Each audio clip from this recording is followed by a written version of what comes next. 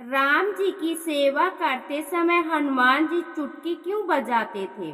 एक बार की बात है कि श्री राम के छोटे भाई भरत ने अपने भाइयों और सीता जी से कहा कि प्रभु की सारी सेवा हनुमान जी ही कर लेते हैं, हमारे लिए तो कुछ करने को बचता ही नहीं। व्यापक विमर्श के बाद यह तय किया गया कि प्रभु सेवा की एक तालिका बनाई जाए, जिसमें तीनों भाइयों और सीता जी द्वारा कब कौन सी सेवा की जाए यह निर्धारित हो। तालिका बना ली गई, जिसमें हनुमान जी का पत्ता साफ था। सीता जी ने इस तालिका पर श्री राम का अनुमोदन ले लिया और श्री राम ने कौतुक से ही इस पर अपनी सहमति दे दी। हनुमान जी ने सेवा तालिका देखी तो बोले कि इसमें मेरा तो नाम ही नहीं है। उनसे कहा गया कि तालिका में वर्णित सेवाओं के अलावा आप चाहें तो कोई और सेवा ले सकते हैं। हनुमान जी ने कहा कि प्रभु को जम्भाई आने पर चुटकी बजाने का काम तो तालिका में है ही नहीं, लिहाजा हनुमान जी को यह काम दे दिया गया। हनुमान जी तत्काल चुटकी तान कर भगवान के समक्ष वीरासन पर बैठ गए। न जाने कब उन्हें जम्भाई आ जाए और चुटकी बजानी पड़ जाए। श्री राम जहाँ भी जाते हनुमान जी उनके साथ साथ चलते कि न जाने कब चुटकी बजाने की जरूरत पड़ जाए। सिर्फ रात्रि में शयन के समय वह श्री राम के पास से हटते थे। इसी दौरान भी वह शयन कक्ष के पास एक ऊंचे छज्जे पर बैठकर प्रभु का नाम लेते हुए चुटकी बजाने लगे। उनकी चुटकी बजती ही रही। श्री राम जी भी लीला करने में कहाँ पीछे थे।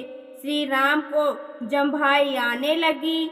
1 बार, 2 बार, 3 बार, 10 बार, 50 बार। जब वह जम्भाई लेते लेते थक गए तो कष्ट से उनका मुंह खुला ही रह गया।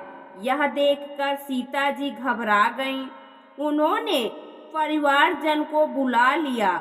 सबने देखा कि श्री राम का मुंह खुला ही है, किसी भी तरह बंद नहीं हो रहा। चिकित्सक आए, दवाएं दी गईं, लेकिन कोई लाभ नहीं हुआ। यह सब समाचार सुनकर कुलगुरु वशिष्ठ जी भी वहां पहुंच गए। प्रभु श्री राम ने उन्हें प्रणाम किया, किंतु मुंह खुला होने से कुछ बोल ना सके। नेत्रों से आंसू भी बहने लगे। इस चिंताजनक स्थिति में प्रभु के अनन्य सेवक हनुमान जी को न देखकर वशिष्ठ जी को बड़ा आश्चर्य हुआ। उन्होंने हनुमान जी के बारे में पूछा तो जानकी जी ने विनय पूर्वक कहा कि हनुमान के साथ बड़ा अन्याय हुआ है, उसकी सारी सेवा छीन ली गई। तब उसने चुटकी बजाने की सेवा ले ली। वह दिन भर प्रभु के सामने चुटकी ताने खड़ा वीरासन में बैठा रहा। अपनी इस सेवा के लिए उसने भोजन और शयन तक त्याग दिया। वशिष्ठ जी तुरंत दौड़े। उन्होंने देखा कि प्रभु के शयनागार की सामने ऊंचे छज्जे पर हनुमान जी ध्यान में मग्न उनका नाम कीर्तन कर रहे हैं और उनके दाहिने हाथ से निरंतर चुटकी बजती ही जा रही है। वशिष्ठ जी ने उन्हें पकड़कर हिलाया तो हनुमान जी के नेत्र खुले। अपने सम्मुख वशिष्ठ जी को देखकर वह प्रणाम किया और उनके पीछे चल पड़े। हनुमान जी ने प्रभु का खुला मुख और उनके नेत्रों से बहते आंसू देखे तो वह अत्यंत व्याकुल हो गए।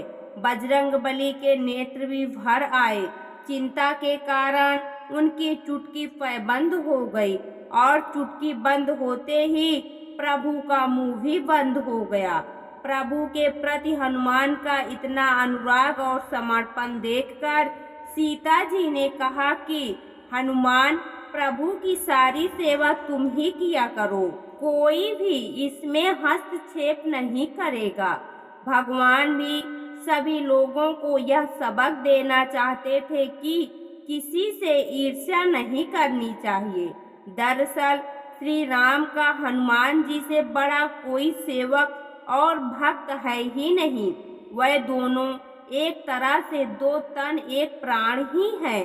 दोस्तों, आपको यह पौराणिक कथा कैसी लगी? कमेंट बॉक्स में ज़रूर बताएं। वीडियो को लाइक करें, शेयर करें और हमारे चैनल को सब्सक्राइब करना ना भूलें। वीडियो देखने के लिए आपका बहुत बहुत धन्यवाद।